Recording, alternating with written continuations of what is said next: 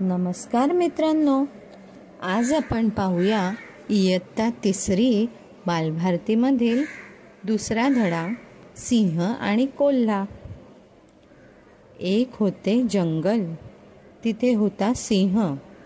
तो पडला आजारी. कोल्हा आला त्याला भेटायला.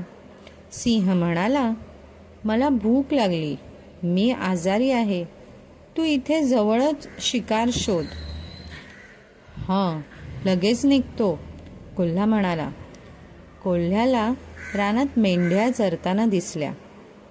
कोल्हा मनाशी म्हणाला, वा, चांगली शिकार आहे, एक मेंढी पकडू, सिंहाकडे घेऊन जाऊ. कोल्हा हळूहळू मेंढीजवळ जाऊ लागला. कुत्रा दुरूनही पाहत होता. कुत्रा कोल्ह्याच्या मागे धावला. कोल्हा वेगाने पळून गेला.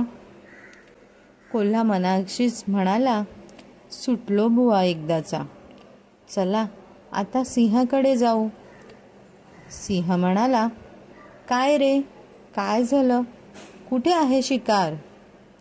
कोल्हा म्हणाला, शिकार दिसली, मी पकडायचा प्रयत्न केला, तेवढ्यात कुत्रा माझ्यावर धावून आला, म्हणून मी परत आलो.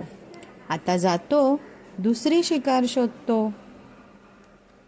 पुढे काय झाले असेल ते तुम्ही सांगा कमेंट करून.